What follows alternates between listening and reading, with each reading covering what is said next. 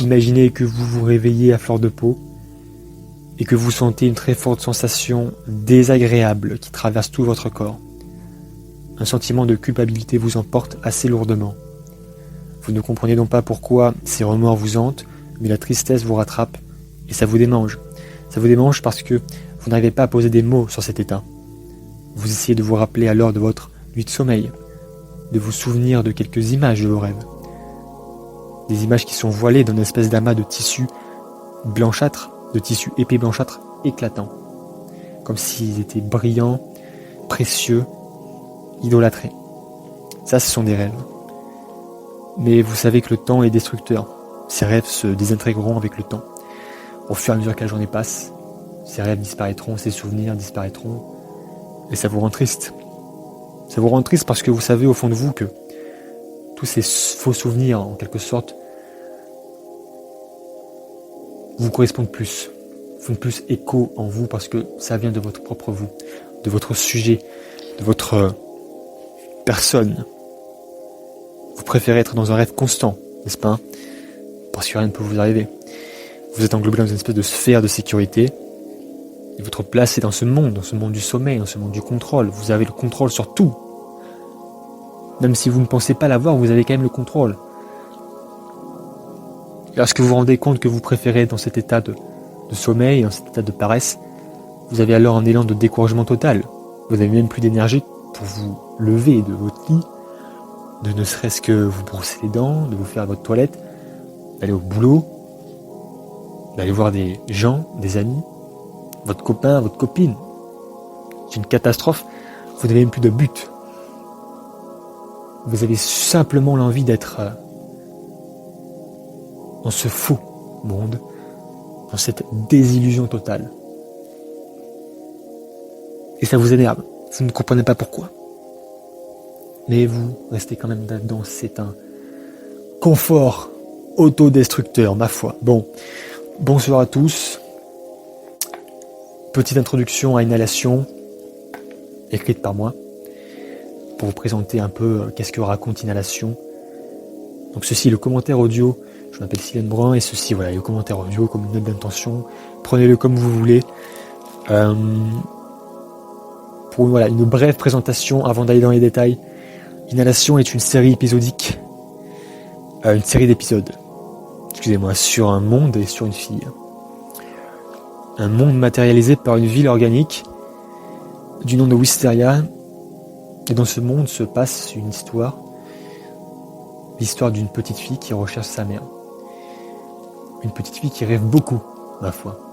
C'est une résonance à mon texte d'introduction du commentaire. Voici très brièvement l'intrigue, l'histoire. L'intrigue, je pense pas, mais l'histoire du moins, d'Inhalation. Inhalation, pour présenter le projet maintenant un peu plus en détail, voilà, on va aller plus simplement, et parce que ça va être beaucoup plus clair pour le monde, c'est une série. C'est une série en format épisodique chapitre. Moi je les nomme comme des chapitres. Qui met en scène une petite fille qui rêve beaucoup et qui recherche dans ses rêves sa mère. Et le décor prend place, met en scène une espèce de décor complètement imaginaire, fictif, que nous avons créé, car nous sommes deux sur le projet. Je reviendrai plus tard sur la personne et sur le développement, sur la production, Une ville complètement créée par nous, du nom de Wisteria, qui est la ville véritable, fictive de la série, mais véritable dans la série, vous voyez. Et la série va confronter en fait deux mondes, celui de la réalité, donc celui de Wisteria, qui est froid, qui est dur, qui est sale, qui est très violent, qui est cauchemardesque pour une petite fille, et un monde imaginaire, complètement créé par sa conscience, par sa psyché, par la tête de la petite fille, tout simplement, qui est, ce que j'ai dit précédemment, la recherche de sa mère. Inhalation est une série de mois et de partenaire de création, si je puis me permettre ainsi. Hein. Nous sommes 2 sur ce projet. 2 qui avons vraiment les mains créatrices. Nous faisons absolument tout. Nous faisons à la fois et la réalisation et l'écriture et le montage, du moins pour l'instant c'est moi. Voilà, l'inhalation vient d'une idée quand même née d'un devoir, car tout ça reste une demande de devoir, c'est le résultat d'un devoir en art, en classe d'art. Et le thème de ce devoir est celui du vivant, et m'est né dans mon esprit une ville organique, véritablement vivante, du coup Wisteria. Et le projet était tout simplement de base être un film, un moyen métrage, un court métrage plutôt, pardon, un court métrage qui prenait les codes du cinéma muet de l'époque, le vieux cinéma d'horreur. Je voulais faire un espèce d'hommage sans être un hommage barbant, lancinant et un peu insupportable. Juste reprendre quelques codes et explorer ce thème du vivant, de la ville vivante. Puis j'étais pas satisfait, ça s'est transformé après au moyen métrage, puis en long métrage. Je voulais repartir dans ce que je faisais précédemment. J'avais fait un film il y a 2 ans, qui est sorti il y a 1 an, mais que j'ai commencé il y a 2 ans, qui s'appelle Cartman, et qui explore là aussi, qui explore quelque chose d'assez organique, qui est un film sensoriel, disons-le clairement. Hein. Et je voulais retrouver ça parce que ça fait 1 an là que je fais pratiquement que des clips vidéo où je m'amuse beaucoup, où c'est très rythmé, c'est très violent, très rythmé. Je m'amuse beaucoup, mais je voulais revenir quand même sur quelque chose de beaucoup plus classique, de retrouver un peu une narration. Voilà, une narration. Donc j'ai demandé de l'aide à quelqu'un, à une amie, et il se trouve qu'elle s'est littéralement plongée dans cet univers, et donc maintenant une main créatrice d'autant plus importante que la mienne en fait. Donc cette personne s'appelle Samantha Delcourt, c'est une amie un peu de longue date si je puis dire, pas tellement de longue date, mais et je suis très content qu'elle est sur ce projet parce que ça fait quelque temps qu'on avait parlé de faire quelque chose en commun. On avait commencé à parler d'une BD qui avait notamment le thème du langage des signes, mais ça s'est jamais conclu, du moins pour l'instant. Et là, c'est venu soudain. Je lui ai demandé de l'aide concernant l'histoire. Je voulais raconter l'histoire dans cette ville. Du coup, j'avais besoin de conseils et d'aide. Et j'avais surtout envie de sa sensibilité qui est similaire à la mienne. Donc j'avais besoin de son aide, et puis elle est directement allée. On est en fait les 2 principaux créateurs. Ça reste un projet très très très indépendant, extrêmement mais vraiment très indépendant. C'est terrible. Mais vraiment, nous sommes que 2 sur absolument tout. Ça reste expérimental. Déjà, en fait, de point et bas, ça commence un peu à partir dans les détails, mais ma foi, veuillez bien m'excuser, mais quand même.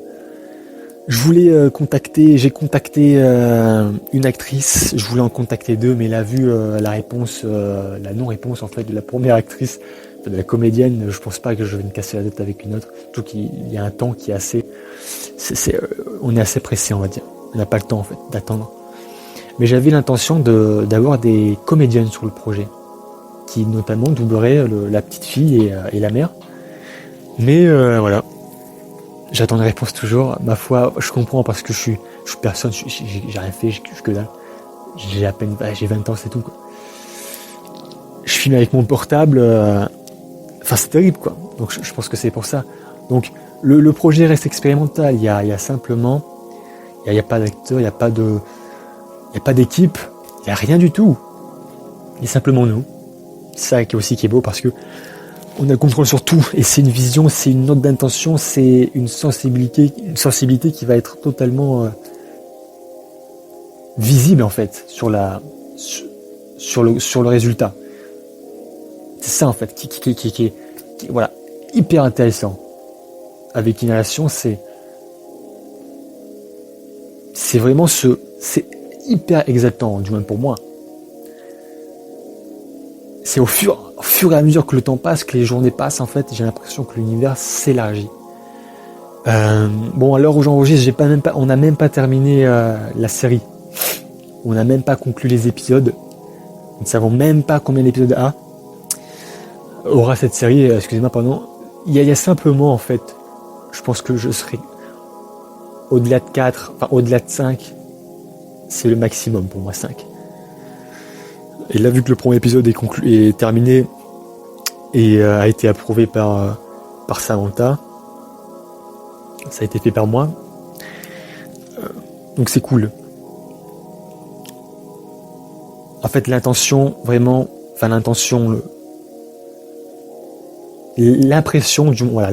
que je vois que ça donne avec Inhalation, c'est un potentiel assez de dingue, assez merveilleux. Restons avec un vocabulaire assez merveilleux parce que faut tout de même voir l'évolution. Faut voir l'évolution, mais aussi moi mon envie en fait c'était de retrouver, et je trouve ça extra, c'était de retrouver un socle d'ensemble. Je voulais retrouver un socle narratif, une espèce de squelette qui tenait le tout.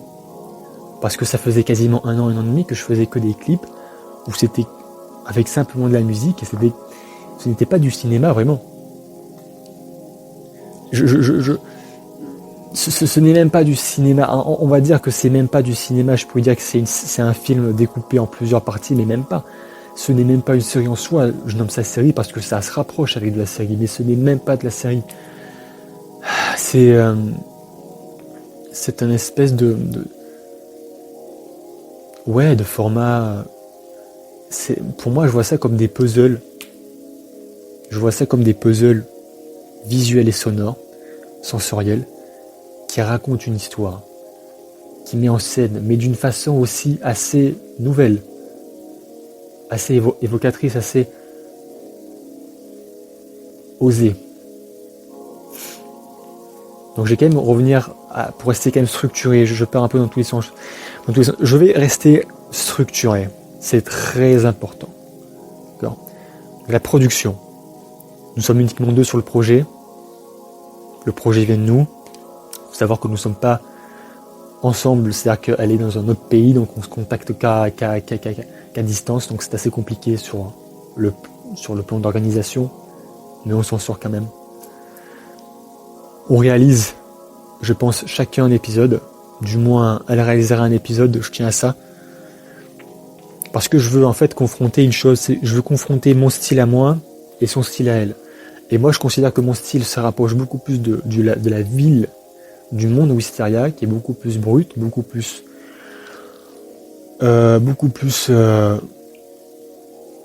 animale, beaucoup plus violente. Tandis que son style, je pense, j'ai quand même vu quelques. Son style est beaucoup plus innocent, beaucoup plus sensible et mélancolique, teinté de petites notes d'espoir, vous voyez. Donc moi, je veux dans cette intention-là de vouloir qu'elle réalise des séquences, un épisode, un chapitre. Je veux cette confrontation entre le monde brut qui se verra à l'écran et le monde de l'imaginaire qui du coup son style à elle. Donc il y aura toutes les séquences de rêve sont de elle, sont de Samantha, sont de elle filmées par ses biens. Et toutes les séquences qui sont dans la réalité, donc dans la ville de Wisteria, avec notamment lorsqu'on voit dans la scène d'ouverture, je fais référence à la scène d'ouverture, dans la scène d'ouverture du chapitre 1, où on voit on voit en premier plan 2 grands immeubles, donc on voit en premier plan Wisteria. Voilà, ça c'est, ça confronte ça, en fait, ça confronte ça. On verra des plans, pas beaucoup, parce que, voilà, c'est de l'image de synthèse.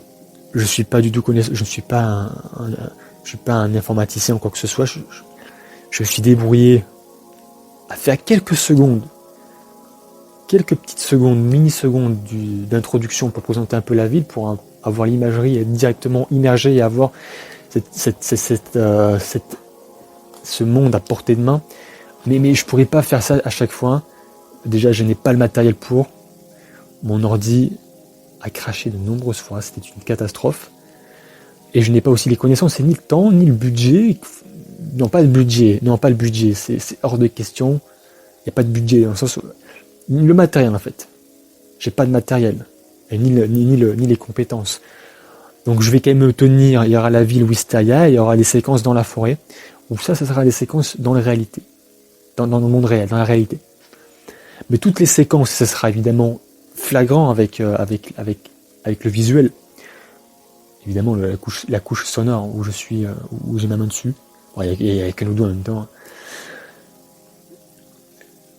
Les séquences de Samantha, donc les séquences de rêve, seront avec une espèce d'amas d'éclat. Voilà, il y aura de l'éclat.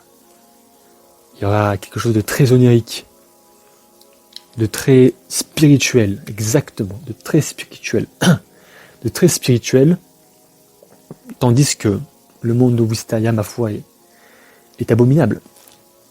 Peut-être que ce qui se rapproche de mon style, c'est cette espèce de choc. Ma prof m'avait dit à chaque fois, elle m'a dit ça, à chaque fois que tu présentes quelque chose, c'est un choc. Dans le sens où la classe à chaque fois est bouche bée. Bon, c'est pas du tout pour me jeter des fleurs, hein, pas du tout. Mais bouche bée dans le sens choqué. Choqué. Au contraire, c'est pas pour me jeter des fleurs. Il y en a qui ont détesté certaines de mes vidéos, trouvaient que ça allait trop loin, qu'on comprenait pas assez, que c'était assez malsain.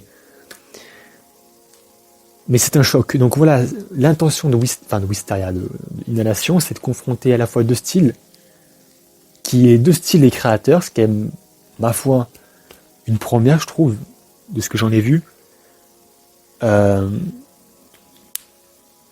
Et voir vraiment ce mélange, cette confrontation. Voilà, c'est assez intéressant. Mais voilà, faut se dire quand même que le projet n'est pas encore finalisé, il n'a même pas de fin pour l'instant. Alors j'enregistre, nous sommes le 24, il est 22h. Et mais on fait confiance j'ai déjà quand même quelques idées. Faisons confiance à la créativité. Donc voilà, Inhalation sur le thème de la production, sur le cheminement, sur la construction.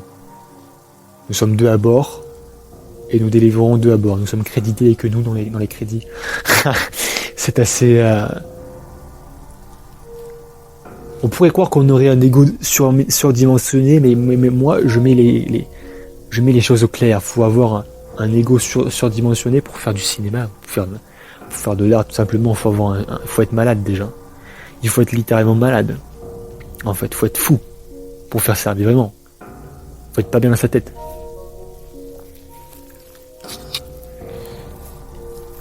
Je pense qu'Inhalation quand même, bon déjà sur le peu de nombre de vues qu'aura ce projet, c'est une catastrophe parce que, bon là je m'égare, mais je permets de faire une petite aparté, une petite parenthèse, mais nous vivons dans une génération, dans une espèce de monde moderne absolument terrible, c'est que tout passe à une vitesse démesurée, c'est-à-dire tout le monde consomme,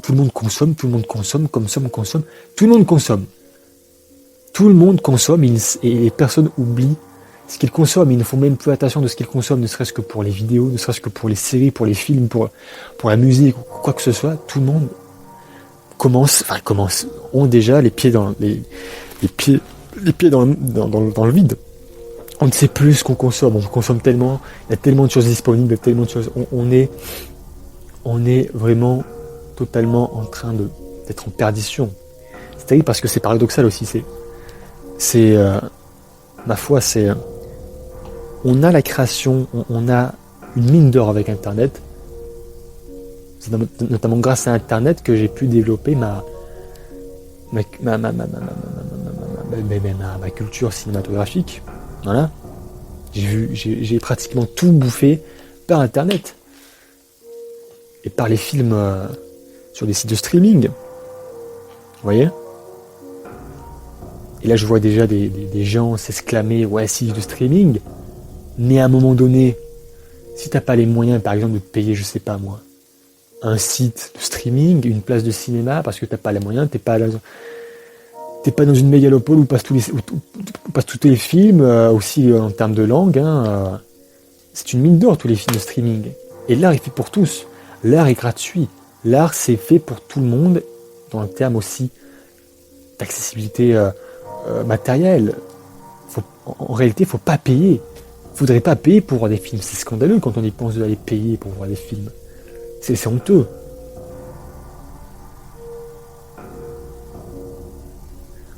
Donc voilà. Et je suis persuadé que la série fera vraiment très peu de vues. Et voire même pas 10 vues, quoi. Et encore, parce que vu que c'est un format épisodique, certains épisodes auront plus de vues que d'autres. Et moi, vu que j'aime bien revoir à chaque fois mes trucs, en fait, il n'y aura que moi qui verrai. Sur un pourcentage, je sais pas moi, admettons de 40%, je serai moi sur les 35%, quoi, tellement que je revois la même chose. Parce que je revois, je réanalyse et j'ai beaucoup de recul. Et c'est aussi pour me servir pour mes prochaines créations. Mais c'est terrible, mais je sais déjà qu'il n'y a pas de vues. Parce que les gens ne s'intéressent pas, parce que les gens, on a déjà expérimenté ça avec un ami qui fait aussi lui des films de son côté. C'est on prend des outils comme Instagram, par exemple, qui est un réseau très sympa, très propre, très clean. Si tu veux partager tes photos, tes vidéos, tes créations, c'est nickel. Tu peux avoir une petite fanbase, une petite clique, quoi. Mais faut se rendre compte qu'en fait, que même les gens sur Instagram, les gens que tu suis, tes amis, tes pecnos que tu suis ou quoi que ce soit, les mecs, ils suivent même pas, ils s'intéressent même pas, en fait, au projet que tu présentes. On a fait 2 expérimentations, 2 tests, en fait. Lorsqu'on a commencé à travailler ensemble il y a pratiquement 1 an, on a sorti un film de 20 minutes, où moi je suis très content du résultat, qui a fait aussi des réactions. Donc on a fait toute une espèce de communication sur les réseaux sociaux et notamment par le passage par la story. Par la story, c'est Instagram Stories, on poste régulièrement des choses quotidiennement dessus. C'est pour tenir au courant, c'est pour montrer ce qu'on fait de la journée, hein, c'est complètement idiot, hein. Mais c'est ça. Et on a un peu détourné les codes et en mettant non seulement une bande-annonce, un teaser que j'ai conçu. En fait, tout vient de moi. Je lui ai dit à Vénice, c'est son nom, Vénice, et ça commence à partir dans tous les sens, mais je lui ai dit, écoute, faisons une expérience, il va falloir que nos projets fassent des vues, donc regarde, on a Instagram, on a un moyen de communication et de partage démentiel. Du coup, ce qu'on va faire, c'est qu'on va partager, on va rendre au courant les gens qu'on sort un travail commun, et en plus les gens sont curieux, en soi, ils sont curieux, ils se disent, tiens, c'est ces 2 mecs qu'on a connus au lycée, tiens, on les aime ou les aime pas, mais c'est intéressant de voir ce qu'ils ont fait. Et en réalité, même pas.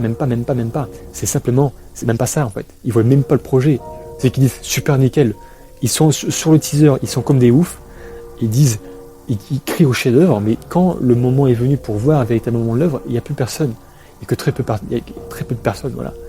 Enfin, c'est terrible. Et c'est ça, en fait, c'est que plus personne, en fait, plus personne ne prend le temps, mais vraiment le temps. C'est extrêmement important, et c'est ça que je me suis rendu compte au cours de ces derniers mois, de cette année notamment. J'ai pris beaucoup de recul sur les choses, et notamment sur le temps. Mais il faut se rendre compte qu'en fait, que le temps change l'individu. Le temps change et modifie mais profondément l'individu, c'est terrible. Il modifie l'individu sur la perception des choses, sur le temps, etc. C'est fou. C'est fou.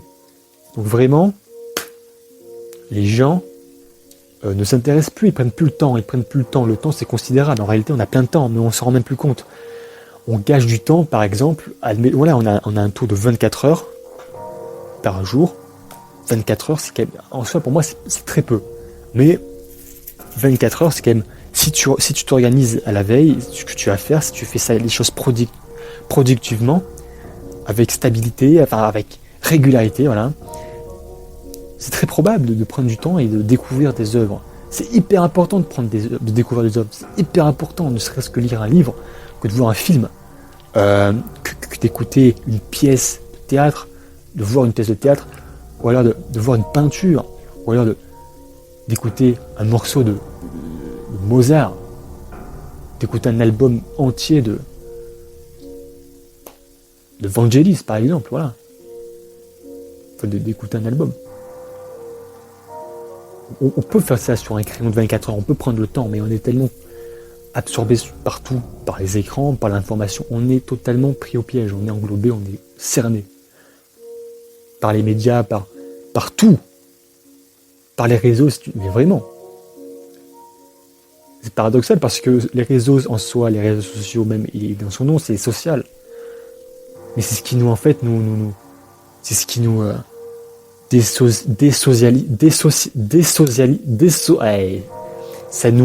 ça nous rend encore plus seuls. Voilà. Les réseaux sociaux, c'est quand même fou, c'est quand même dingue. Alors que c'est peut-être le contraire. T'es là, tu papotes avec des gens, mais parce que tout est en fait, le plus fondamental en fait dans tout ça, dans une vie. Et après, je vais arrêter parce que je pars trop loin, mais le plus fondamental, c'est le contact. Le contact, vraiment, quoi. C'est le contact humain, c'est de toucher, de sentir une chaleur à côté de soi, de voir vraiment à quoi ressemble la personne, à comment elle réagit quand elle parle, quelles sont ses réactions, quelle est sa personnalité, parce qu'on peut pas cerner une personne avec les réseaux, c'est impossible. Tout le monde joue un rôle, même face à face on joue un rôle, alors on joue un rôle mais démesuré, on ne s'en rend même plus compte quand on est sur les réseaux.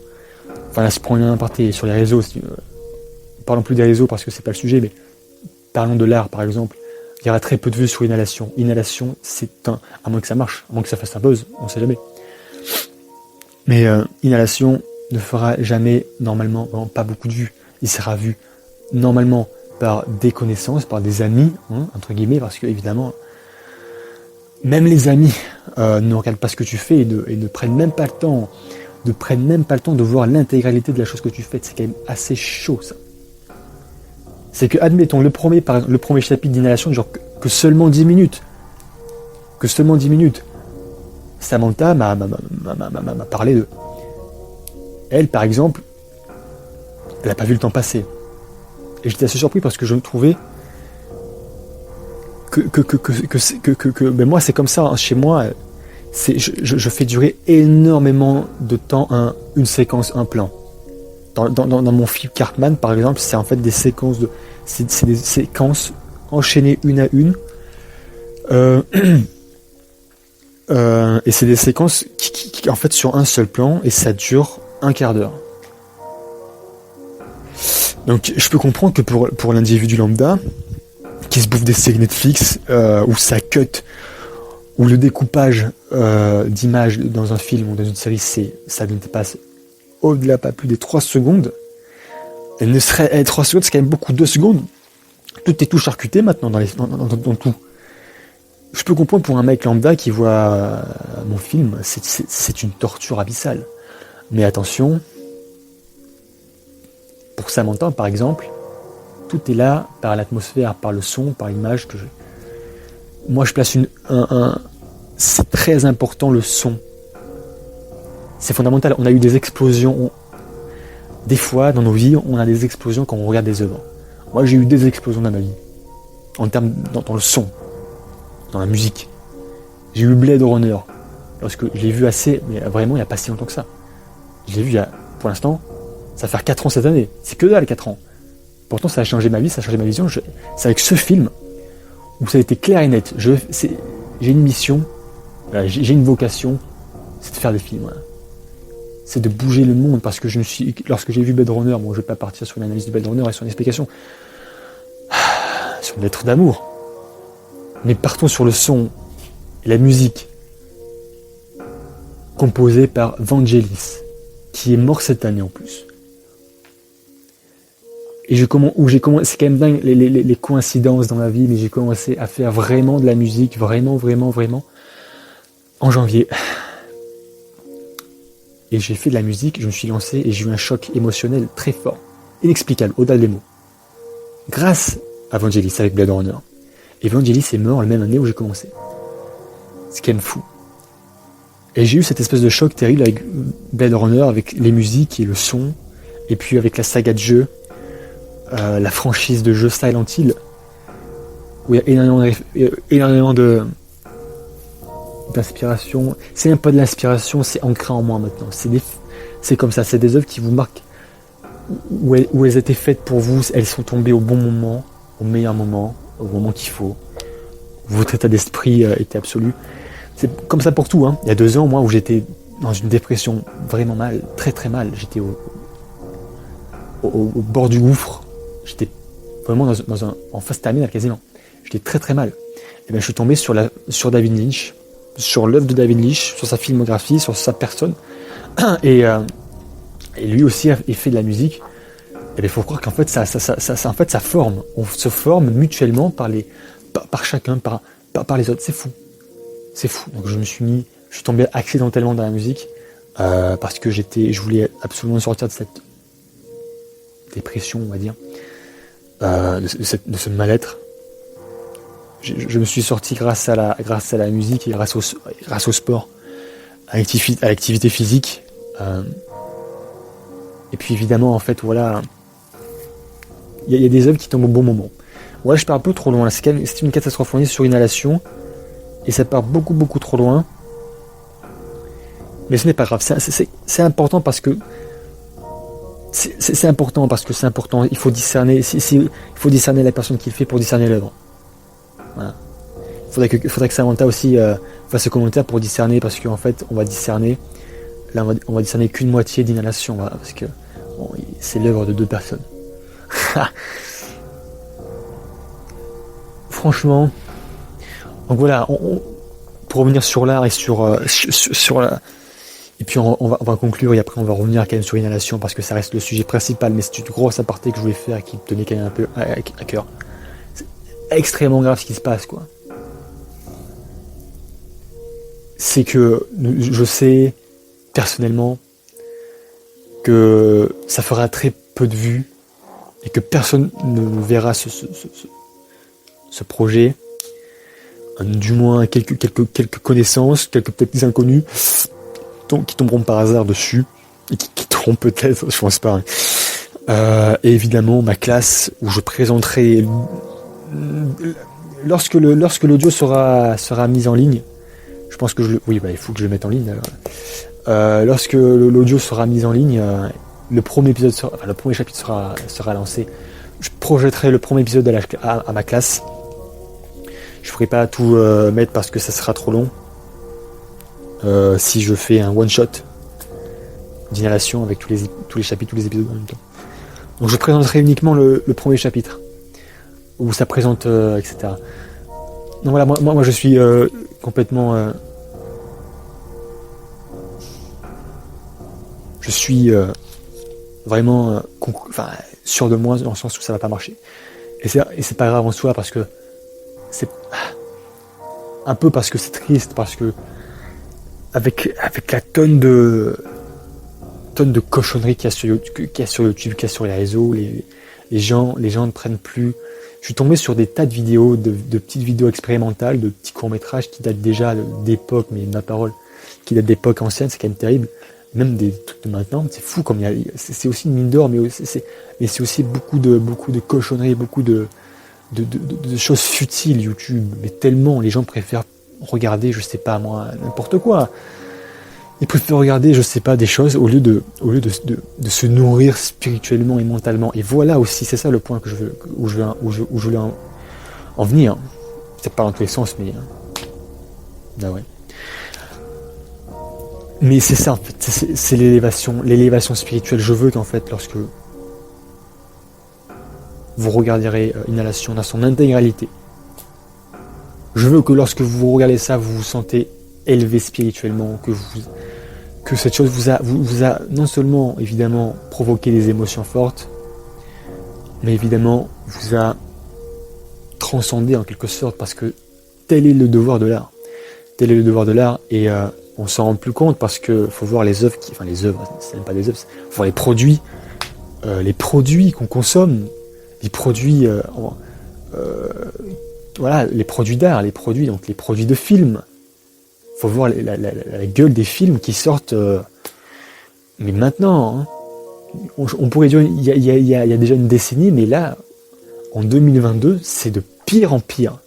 C'est une catastrophe. Même les films, on va dire, un peu plus sympathiques. Mais c'est fou. Un film ne doit pas être sympathique. Il ne doit pas être sympathique, il doit être transcendant, le film, dans le bon ou dans le mauvais sens. Il doit être transcendant, on doit ressortir, mais complètement métamorphosé, quoi. Comme lorsqu'on regarde un 2001 Odyssée de l'espace, comme quand on regarde un Il était une fois dans l'Ouest, comme quand on regarde un Blade Runner, on regarde un Terminator, on regarde un samouraï, le samouraï de Melville, pour un peu parler du cinéma français, pour regarder voilà les films de Truffaut, les films de masculin, féminin de Godard, des films qui transcendent, qui va au-delà de simplement, voilà, on consomme, c'est fou, des films qui vous donnent, mais aussi, en fait, ça part aussi dans tous les sens, c'est dans le sens des films qui vous donnent ne serait-ce que du courage, comme les films, les films les films de super-héros, par exemple, on s'en bouffe, c'est terrible, on nous gave de ça, mais ça devient criminel, vraiment, il n'y a que de ça, quoi, et c'est vraiment, mais c'est le pire chose qu'on puisse faire, c'est vraiment, sur le plan, mais vraiment formel, sur la forme et sur le fond, sur les deux en fait, c'est mais vraiment une aberration. Mais la personne lambda ne se rendra pas compte parce que, en fait, elle se pose même pas la question, elle se déconnecte son cerveau, elle regarde le film et oh purée, c'est marrant, il s'envoie des vannes, oh purée, c'est ridicule, franchement c'est ridicule. Parce qu'en soi, quand on y pose très fort, les films de super-héros sont là, mais simplement pour nous donner du courage, pour nous donner un shot d'adrénaline. J'en perds mes mots. Il faut que ça donne une espèce de shot d'adrénaline. Il faut que quand tu sortes, il faut que, par exemple, si tu as un entretien, si tu es en angoisse, si tu as un contrôle, une évaluation, si tu as envie de faire quelque chose qui provoque du stress, il faut que tu te regardes un film de super-héros pour donner du courage, pour donner de la force, etc. Il y a de très bons films. Des films révolutionnaires, les films de Spider-Man de Raimi, par exemple, de Sam Raimi. Voilà, les Spider-Man, les trois, je les parle, hein, je les englobe, ils sont tous extraordinaires, les trois. Il y a aussi les Dark Knight de Nolan, qui sont extraordinaires aussi, qui donnent un courage de fou. Mais après, dépasser Dark Knight, notamment Dark Knight Rises, donc en 2012, il n'y a plus rien. Il n'y a plus rien. Il n'y a plus de films où ça te donne vraiment du courage. C'est fou. Donc en fait, les films doivent donner, ne serait-ce que n'importe quoi, du courage, de l'amour, de la joie. Mais surtout, en fait, non, mais une élévation intellectuelle et spirituelle, il faut qu'on soit transcendé. Moi, j'ai été transcendé quand j'ai vu Blade Runner. Quand j'ai vu Blade Runner, j'ai été plus le même. Absolument plus le même. C'est le film que j'ai vu un nombre incalculable de fois. Je le connais par cœur, ce film. C'est c'est pour moi le film qui caractérise le cinéma. C'est ce film doit être absolument. C'est pour moi, tout film doit être comme Blade Runner. Et là, évidemment, c'est pas le cas. Tous les films, lorsqu'on regarde Blade Runner et lorsqu'on a été transcendé comme moi, mais les films à côté sont ridicules. Et vraiment. Mais évidemment, quelques grands morceaux, quoi. Et des films qui peuvent vraiment changer une personne, vraiment, les films comme Matrix, la saga Matrix, et je suis content parce que dernièrement, on va dire que Matrix 4, donc Matrix Résurrection, a été vraiment, je pense, vraiment un grand... Ça a fait un four monumental parce que le film a divisé, mais vraiment divisé les fans, les spectateurs. C'est pas une suite... parce que c'est très, là où c'est très intelligent, mais ça aussi ne partez pas, ça a aussi un lien avec Inhalation en fait, ça a aussi un lien avec Inhalation et mes projets, ce qu'a fait Lana Wachowski sur Matrix 4, qui est donc la créatrice de la saga Matrix, qui est à l'origine de du plus grand carton, de la plus grande révolution, non seulement cinématographique, mais culturelle. On utilise le mot matrixé quand on est complètement lobotomisé par quelque chose, quand je suis matrixé par exemple je suis matrixé par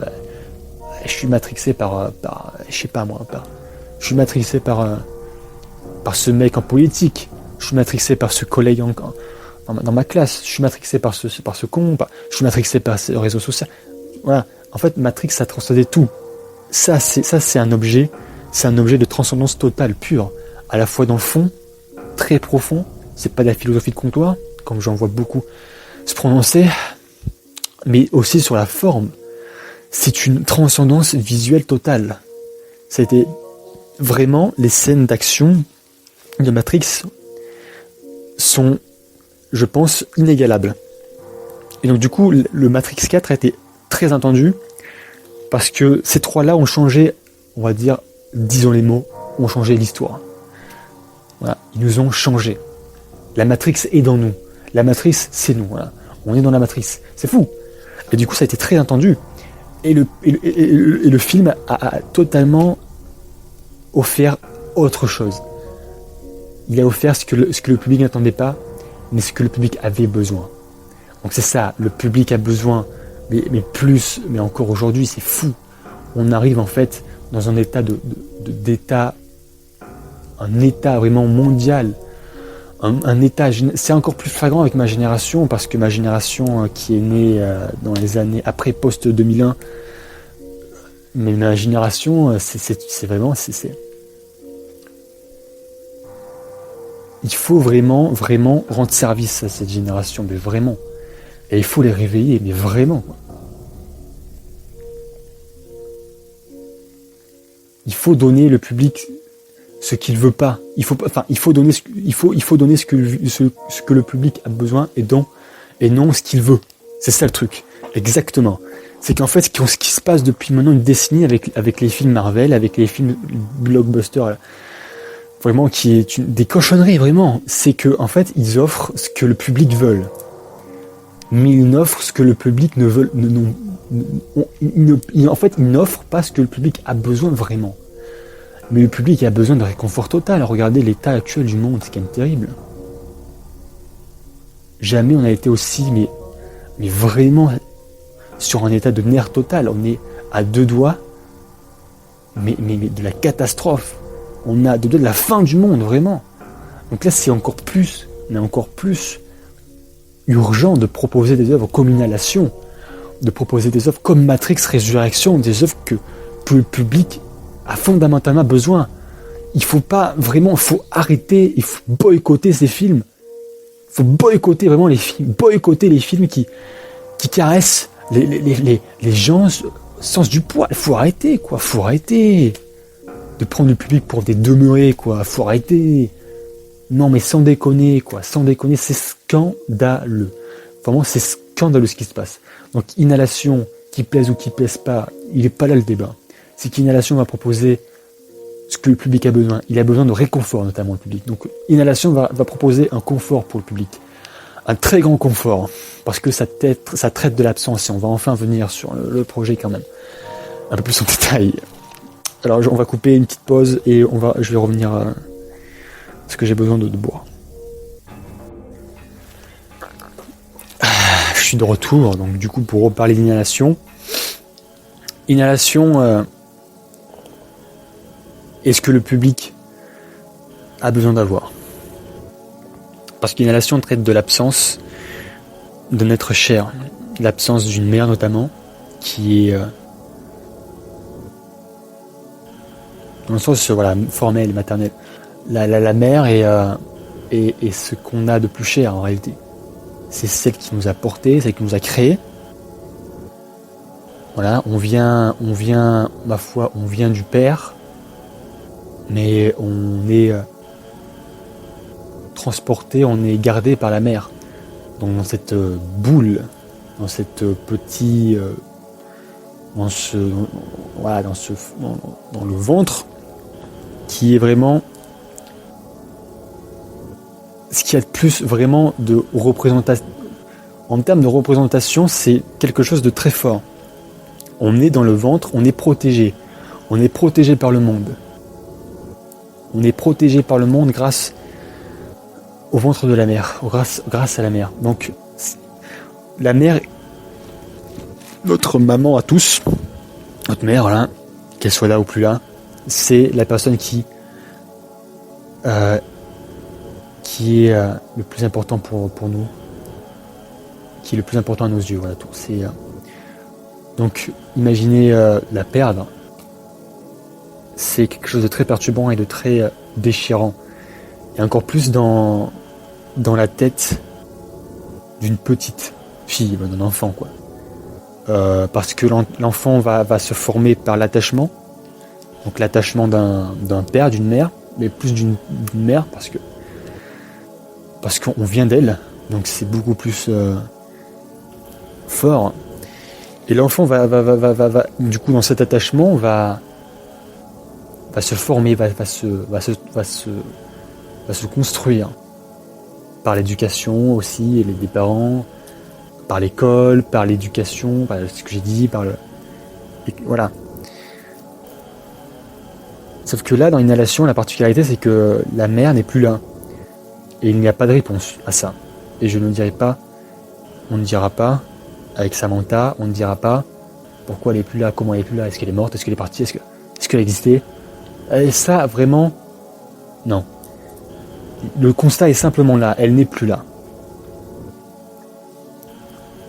Et comment on vit ça? Dans les yeux d'une petite fille, dans les yeux d'un enfant, d'un être cher, d'un être petit, fragile, qui est pleine de vie, parce qu'elle vient... L'enfant, en fait, c'est quand même extraordinaire, parce que l'enfant... C'est pour ça que... Vraiment, l'enfant, c'est la représentation, mais totale de la vie. L'enfant est émerveillé partout à chaque fois. L'enfant découvre des choses tous les jours. L'enfant est plein de vie parce qu'il vient de sortir, il vient de découvrir. Il sort pas de la vie, il vient d'entrer dans la vie en fait. C'est ça. Et c'est pour ça qu'au fur et à mesure, pourquoi on dit que on perd notre âme d'enfant, c'est qu'en fait, au fur et à mesure que le temps passe, on oublie qu'on est en fait qu'on est vivant, qu'on est dans une vie, et qu'on perd cet émerveillement qu'un enfant a. Parce qu'on grandit, parce qu'on vécu des choses, n'importe quoi. On vit des choses, voilà. Je vais quand même parler correctement. On vit des choses, des expériences, on croise des gens, on se forme, etc. Et on perd au fur et à mesure, on se rapproche de la mort. C'est triste comme ça, mais c'est la vérité. Plus le temps passe, plus on se rapproche de la mort. Et est-ce que c'est une finalité en soi? Je ne sais pas, mais du moins pour la vie, oui. Qu'est-ce qui se cache après la mort? Ça, c'est un autre sujet. Peut-être que je viendrai dessus, je sais pas. Bref. Donc c'est ça en fait. L'enfant est plein de vie. C'est que son esprit est à la fois explosif dans le sens où il grouille d'imagination, il grouille d'idées, de spontanéité, de joie de vivre. L'enfant n'a pas, en soi, il n'a pas peur des monstres. Si c'est la première chose qu'il voit, admettons que si le père d'un enfant est Frankenstein, eh bien l'enfant n'aura pas peur de Frankenstein parce que c'est la première chose qu'il voit, et pour l'enfant c'est tout à fait normal. C'est même plus au-delà du normal, c'est ça, c'est le concret. Donc l'enfant n'a pas forcément peur, mais c'est plus au fur et à mesure que le temps passe qu'on lui dit de pas faire, de ce qu'il faut faire, de ce qu'il faut pas faire, etc., qu'elle va se former cette peur, etc. Donc vraiment, Inhalation traite de ça, de l'absence. Et je tiens à revenir sur les chapitres, sur les noms, sur les titrages notamment des chapitres. Bon, le premier chapitre s'appelle Wisteria, quoique, parce que voilà, oui, c'est un lapsus, enfin, je crois que je l'avais déjà dit, mais on n'a pas terminé du tout. On n'a pas du tout terminé du moins sur le nom des titrages. Voilà, il faudrait qu'on se... Non, enfin, j'allais dire que le chapitre 1 s'appelle Wisteria, mais il ne s'appelle pas Wisteria, non. Le chapitre 1, je ne sais pas ce qu'il s'appelle, mais il y a un chapitre notamment qui s'appelle Absence, et donc je suis en train de travailler dessus, Où là vraiment par contre là ça sera uniquement un plan en continu, un long plan, juste voilà. Bref, c'est vraiment voilà sur les titrages. Ça revient, ça prend des sujets, en fait, des thèmes de. Il y aura la série traite de l'absence. Donc il y aura un épisode sur l'absence. Voilà. Faut que je reprenne mes esprits parce que là, un peu compliqué. L'absence. Il y aura un épisode qui s'appellera, admettons, l'attente. Et on traitera, on explorera voilà, on explorera ça, on explorera ce thème. Qu'est-ce qu'attendre de façon expérimentale et de façon très visuellement fort. Donc ça sera peut-être assez choquant. Bon, déjà, la série n'est pas faite pour tout le monde, parce que le thème, elle traite à la fois de thèmes extrêmement lourds pour des personnes voilà, qui seraient sensibles, mais aussi visuellement, c'est assez oppressant, assez angoissant. Ouais, c'est une espèce de style un peu, il y aura un peu de l'horreur, parce que il y aura un peu de tout. Vous voyez, il y aura un peu de tout, parce que et c'est ça là, parce que là, j'ai quand même pas dit un élément extrêmement important, c'est que on aura deux points de vue en fait dans la série. On aura à la fois, surtout ça se voit dans le chapitre 1, où là il y a simplement le point de vue du spectateur qui regarde la ville Wisteria, mais on aura surtout le point de vue et la série est uniquement, je veux dire, de ce point de vue-là. On est en vue subjective, nous sommes dans les yeux de la petite fille. Nous sommes dans les yeux de la petite fille, donc nous sommes directement, vraiment, ça c'est vraiment du coup d'autant plus flagrant, c'est nous sommes dans les yeux et dans les pensées de cette petite fille. Ce qui explique du coup, donc là, une justification notamment sur le plan visuel, et non pas. Ce qui explique notamment des scènes fantasmagoriques, des scènes assez, on va dire, imagées, assez, voilà, comment on peut dire ça, je trouve plus les mots, mais voilà, assez imagées, des scènes complètement, parce que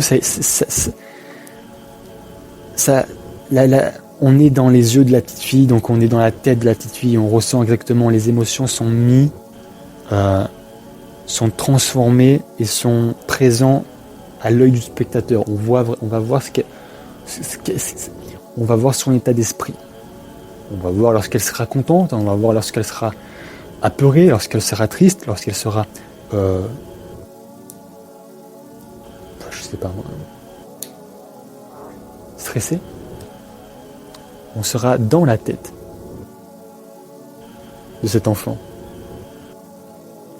Donc voilà l'un des choix principaux aussi parce qu'en fait ce qu'il faut se rendre compte, c'est qu'aussi le matériel, on n'est que deux et il n'y a aucun budget, il n'y a rien du tout, hein. Et notre matériel seul, enfin notre caméra, c'est simplement la caméra de notre téléphone. Donc ça explique aussi le point de vue qui est assez lancinant, assez voilà, on est dans la tête, on est dans les yeux, dans la tête de la gamine. On est plus dans les yeux. On voit ce qu'elle voit et on ressent ce qu'elle ressent et on voit aussi ce qu'elle ressent. C'est assez intéressant. C'est assez intéressant. Donc, écoutez, je pense que pour une première, notamment en sachant que nous n'avons pas terminé encore l'inhalation, je pense que nous avons fait le tour.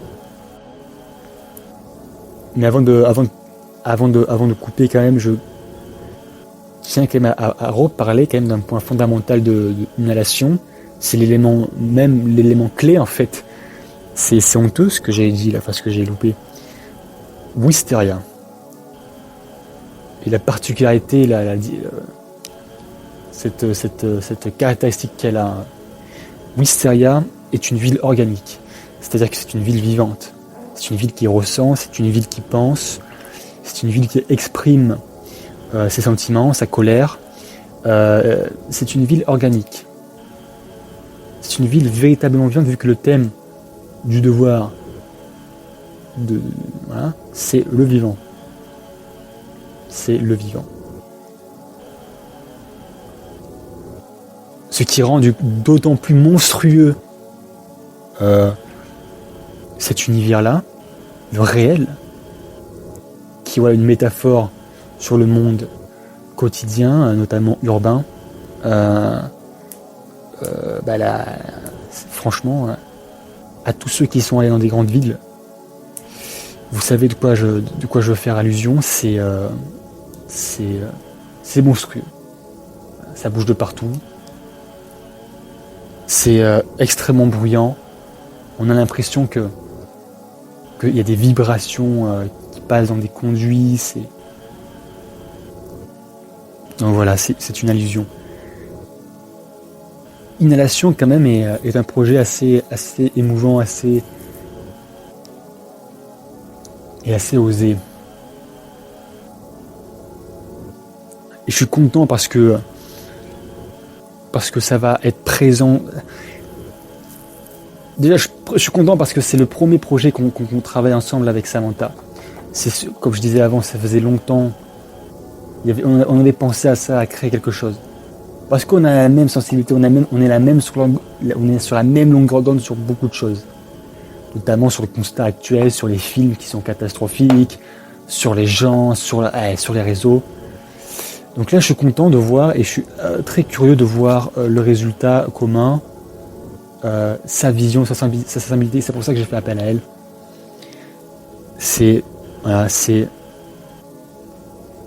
Vous allez en fait, inhalation et la matérialité de deux sensibilités,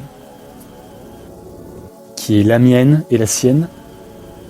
Et ces deux sensibilités vont se marier, vont se connecter entre elles, tac, et ça va former du coup inhalation, ce monde qui est très mélancolique, c'est extrêmement mélancolique. Il y aura aussi de l'intertexte, c'est-à-dire de la résonance entre des récits.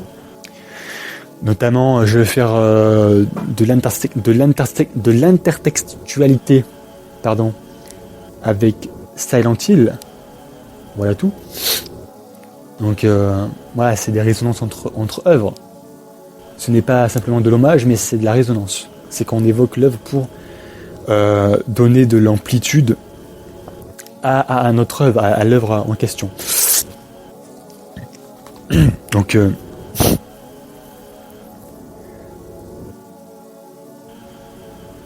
voilà tout. Inhalation et ma foi un heureux hasard. C'est encore un nouveau projet qui prend de l'ampleur. C'est quand même fou parce que il y a beaucoup de projets comme ça c'est un peu comme pour tout, hein. En fait, on ne contrôle rien dans la vie, on ne contrôle absolument rien. On croit contrôler, mais on contrôle absolument rien. C'est quand même assez...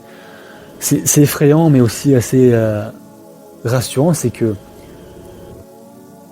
il faut être apaisé. Il faut être à la fois confiant de soi-même et se dire que, ma foi, tout peut arriver. Mais ça fait aussi très peur, ça je suis d'autant plus impacté, hein. Je suis extrêmement anxieux souvent et stressé parce que ça ne se passe pas comme je voulais que ça se passe. Mais c'est encore un autre sujet. Ouais. Et pourquoi ça part aussi loin? Parce que, en fait, pourquoi cet audio part aussi loin dans des thèmes assez divers et variés? Parce que l'inhalation est dans la tête de quelqu'un, d'une petite fille. Et évidemment, et c'est encore pire pour un enfant, c'est que ça part dans tous les sens. Donc le projet, les résultats, les épisodes iront dans tous les sens. Mais tout en quand même gardant, évidemment, il ne faut pas non plus abuser et déconner, tout en gardant ce fil conducteur de la mère en quête de recherche. Inhalation, pour conclure quand même, on va conclure sur quand même une toute petite thèse qui c'est c'est inhalation, c'est comment retranscrire les émotions humaines, pardon, à l'écran. Mais là, ça va au-delà en fait de l'expression. On va aller au-delà de la carcasse, on va aller au-delà de la carapace, on va aller au-delà de la forme, hein, mais on va aller carrément à l'intérieur de cette coquille qui nous protège. Vous voyez, là je parle de notre nous visible à l'œil nu. Là, on va être à l'intérieur de la personne, on va être à l'intérieur de la petite. On va être à l'intérieur et on va explorer son histoire, tout simplement. On va explorer son ressenti sur cette mère qui a disparu. Comment va-t-on... C'est vrai, ça, comment réagit-on lorsqu'on perd un être cher, voilà. C'est évidemment, mais c'est surtout sur l'après en fait. C'est surtout sur l'après. C'est pas sur le moment où on le découvre. C'est pas sur le moment spontané. C'est pas sur le moment présent lorsqu'on découvre qu'elle est. C'est après. C'est l'après disparition. Comment vit-on ce vide et cette absence. Et du coup, en fait, on va se confronter à ça, des désirs et du coup des fantasmes. La tante, elle va attendre sa mère, mais elle ne reviendra pas. Mais elle va quand même l'attendre. Et elle va imaginer des scènes avec elle. Elle va imaginer des scènes vécues déjà auparavant, parce que l'enfant, par exemple, a en fait cette particularité de vraiment de marquer en fait au fer rouge des lieux qui l'ont marqué, mais pas dans le bon sens du terme. Prenez l'exemple si vous avez eu un traumatisme, je ne sais pas, par exemple au lycée, ou alors, je ne sais pas, par exemple, un traumatisme chez le docteur, par exemple.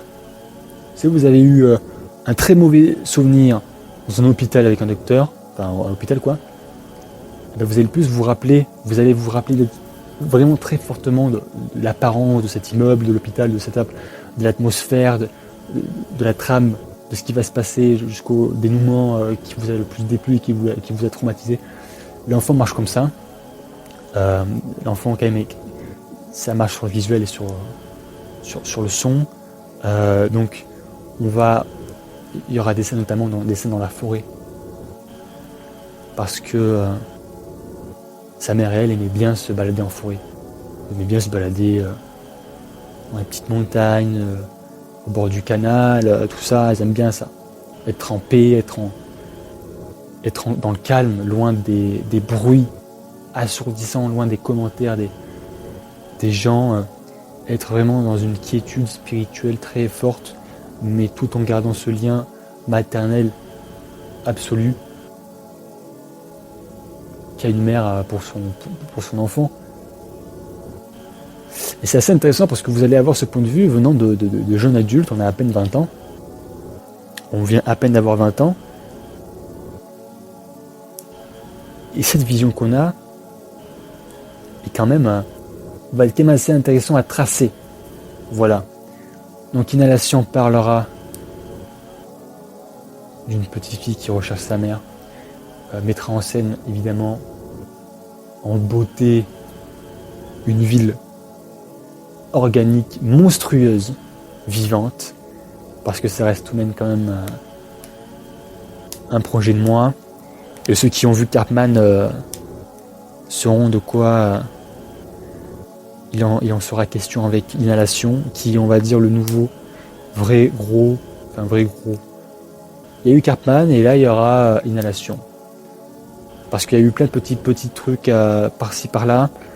Je ne considère pas mes travaux avec mon ami Vénis comme des choses venant de moi, parce que ça reste ses films à lui. J'ai eu ma main, vraiment. C'est moi qui ai fait les musiques, la composition et voire même le montage. Donc c'est moi qui ai une très forte vision sur ces films, mais ça reste ses films à lui. Tandis que moi, j'ai fait Cartman, qui est mon premier film entre guillemets, même si je l'ai fait comme comme la Inhalation, avec que dalle, avec rien, avec même pas d'acteur, avec absolument rien, et ça a été aussi du coup la première demande de devoir, et c'est tombé pile à pic, parce que lorsque j'avais fait Cartman par exemple, j'étais en pleine dépression totale. C'est même pas une dépression, c'est que j'étais perdu au fond de moi-même. Vous voyez, la petite note d'introduction là que j'ai écrite, c'est un peu moi, il y a 2 ans, voyez-vous, en 2020, c'était un peu moi. Je n'avais même plus la force de me lever de mon lit. Tout ce que je voulais, c'était dormir et ne plus jamais me réveiller. Parce que j'avais perdu un truc en moi. J'avais perdu un truc en moi et heureusement, je l'ai trouvé. Et c'est par le temps, donc. Ça traite aussi quand même Inhalation, ça traite de... et comme aussi Cartman, hein, mais surtout Inhalation. C'est parce que c'est beaucoup plus... Cartman, ça partait un peu plus dans l'épouvante et l'horreur. Dans l'épouvante et l'horreur. Là, c'est beaucoup plus mélodramatique, beaucoup plus aussi assez... j'aime pas du tout ce terme parce que ça fait trop... Mais ça fait psychologique. Voilà, et j'aime pas du tout, c'est terrible. Mais c'est très mélancolique parce que quand on est... Je n'étais pas diagnostiqué, j'ai pas vu un médecin, mais je savais très en fond de moi que j'allais pas bien du tout. Lorsqu'on arrive à pleurer tous les soirs, c'est qu'on va pas bien du tout. Et voilà, lorsqu'on touche vraiment les bas-fonds de notre être, lorsqu'on est au plus bas, c'est très dur de remonter la pente, mais ma foi, lorsqu'on tombe vraiment très bas, c'est un signe d'une élévation, d'une remontada exemplaire. La preuve, c'est que là, je suis en train de vraiment, non seulement de revivre. Voilà, j'ai passé le cap de la renaissance. Je veux dire que j'ai rené l'année dernière, grâce au sport, qui a une place très importante. Et j'aborderai prochainement, dans mes projets futurs, mais absolument tous les projets, vraiment l'importance du corps. En quoi le corps peut vraiment changer une personne à tout jamais. Mais vraiment, quoi. Donc le sport m'a sauvé, la musique m'a sauvé, mais la création évidemment m'a sauvé, la créativité m'a sauvé.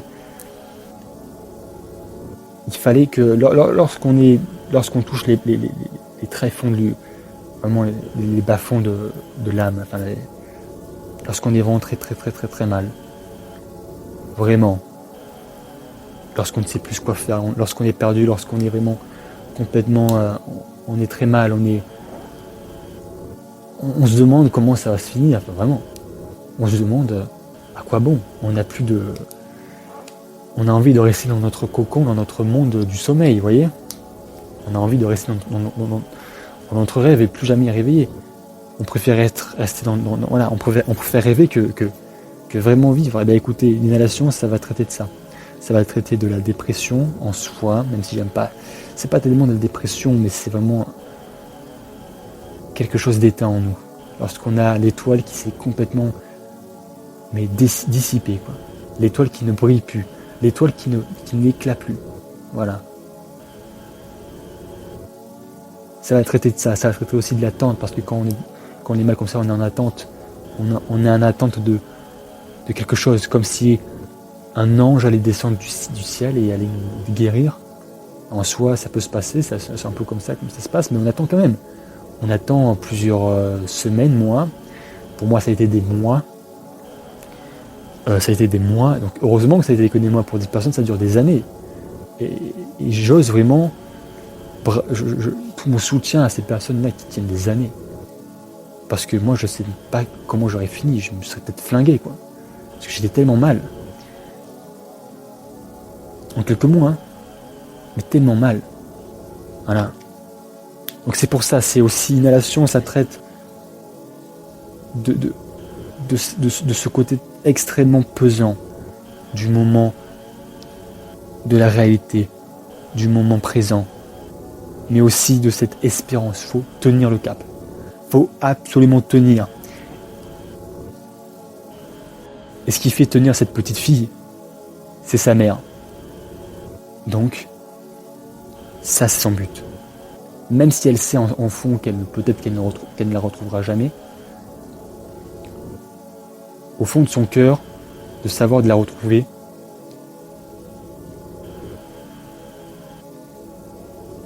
telle est sa vocation, voilà tout. Telle est sa vocation. Je vous laisse, je vous quitte sur ceci. Je vous souhaite une bonne soirée. Merci à tous. Au revoir.